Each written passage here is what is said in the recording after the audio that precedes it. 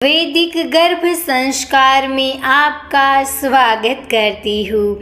यदि आप अपनी संतान को नन्हे मुन्हे गर्भस्थ शिशु को कुछ देना चाहती है तो वह है संस्कार। यदि आप अपने गर्भस्थ शिशु में आध्यात्मिकता के संस्कार डालना चाहती है तो शिशु को हर रोज एक नई कहानी जरूर सुनाइए। आज अपने शिशु को बताइए कि यदि जीवन में सफलता को प्राप्त करना है तो संघर्ष जरूरी है। कुछ पाने के लिए कुछ चीज़ें खोनी पड़ती है।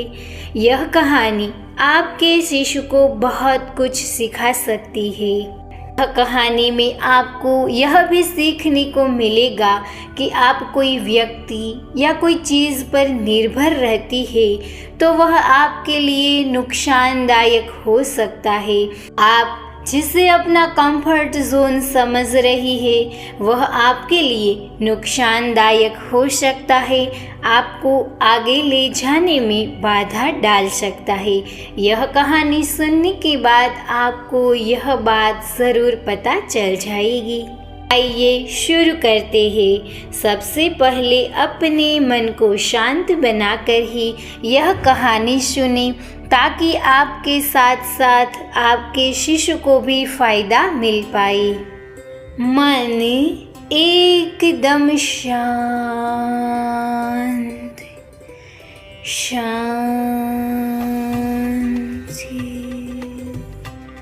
एकाग्रता के साथ यह कहानी सुनिए।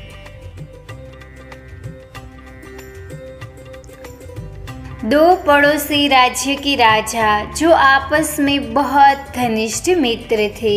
एक बार एक राजा के यहाँ पुत्र का जन्म हुआ। खुशी का दिन था और खुशी इतनी ज़्यादा थी कि राजा ने अपने घनिष्ठ मित्र दूसरे राजा को अपने यहाँ आने का आमंत्रण दिया। दूसरे राजा अपने मित्र के दरबार में गया। वहाँ उनका भव्य स्वागत किया गया। राजा ने अपने पुत्र होने की खुशी में मित्र राजा को एक उपहार दिया। ये उपहार बड़ा ही खास था। उपहार के रूप में मित्र राजा को बाज के 2 बच्चे दिए। बाज के बच्चों को देखकर राजा बहुत ही प्रसन्न हुआ। बच्चे छोटे थे लेकिन उनकी नस्ल बहुत बढ़िया थी। राजा को अपने मित्र द्वारा दिए गए उपहार बड़ा अच्छा लगा। वह बहुत खुश था। अपने राज्य में जाकर राजा ने सबसे अच्छे ट्रेनर को बुलाया जो बाज को अच्छी कलाबाजियाँ सिखाए और अच्छे कर्तव्य सिखा सके। ट्रेनर बाज के बच्चों को अपने साथ ले गया।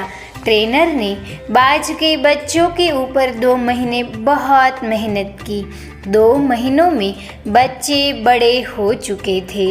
एक दिन राजा ने सोचा क्यों न आज ट्रेनर के पास जाकर देखा जाए कि बाज के बच्चे कैसे हैं, उन्हें क्या सिखाया है। राजा जब ट्रेनर के पास गया तो उन्होंने देखा कि एक बाज तो ऊपर आसमान में अच्छी तरीके से उड़ान भर रहा है, अच्छी कलाबाजियाँ भी दिखा रहा है, लेकिन दूसरा बाज थोड़ा उड़ने के बाद एक पेड़ की शाखा पर आकर बैठ गया।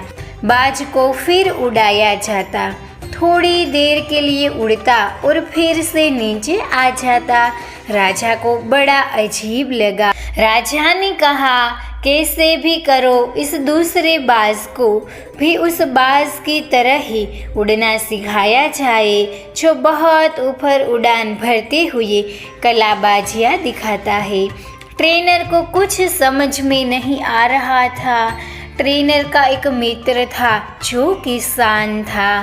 ट्रेनर ने अपने मित्र से अपनी समस्या बताई कि 2 बाज हैं जिनमें एक तो काफ़ी अच्छी उड़ान भरता है लेकिन दूसरा कुछ देर उड़ने के बाद पेड़ की शाखा पर आकर बैठ जाता है।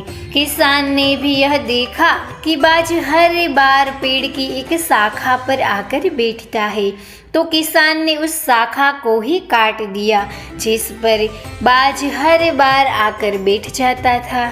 शाखा को काटने के बाद बाज को अपने बैठने की जगह नहीं मिली जिस पर बैठने का वो आदी हो चुका था और अपने साथी बाज के साथ उड़ने लगा। देखा कि दोनों बाज एक जैसे ही आसमान में उड़ान भर रहे हैं। कुछ पाने के लिए कुछ भी खोना पड़ता है। ऐसे ही कोई शाखा हमारे और आपके जीवन में भी हो सकती है जिसे आप अपना कंफर्ट जोन कहते हैं, लेकिन देखा जाए तो ये हमारे लिए बहुत नुकसानदायक साबित हो सकता है। हम इसमें रहते हुए कुछ अलग करने के बारे में सोच ही नहीं पाते हैं, जिससे हमारा कंफर्ट जोन ही हमें सफल होने में रोकता है। आपके पास जितना भी आराम करने के लिए संसाधन होंगे, आप उतना ही कम कुछ अलग करने के बारे में सोचोगे। इस कहानी के माध्यम से आपको यह सीखने को मिलेगा कि आप कोई एक व्यक्ति पर निर्भर रहते हैं। आप कोई ऐसा कंफर्ट जोन है कि उसकी वजह से आप आगे नहीं जा सकते और अपना कुछ अलग नहीं कर पाते हैं, तो आपको वह कंफर्ट जोन छोड़ना पड़ेगा और अपनी काबिलियत पर भरोसा करना होगा। आपको कुछ अलग करके दिखाना है, तभी आप सफलता को प्राप्त कर सकेंगे। आपको ये कहानी कैसी लगी मुझे कमेंट में ज़रूर बताइए। यदि आपको यह कहानी ने थोड़ा भी प्रभावित किया हो तो आप अपनी फ्रेंड्स के साथ यह कहानी ज़रूर शेयर करिए, उन्हें भी कुछ अलग नया सीखने को मिलेगा।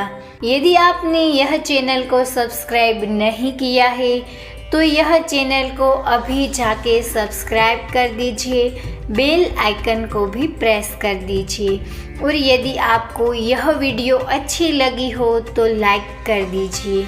आपको मैं ऐसी नई नई कहानी सुनाती रहूँगी।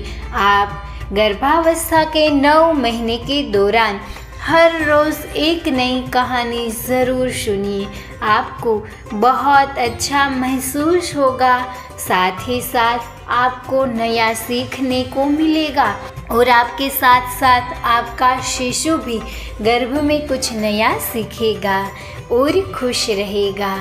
धन्यवाद।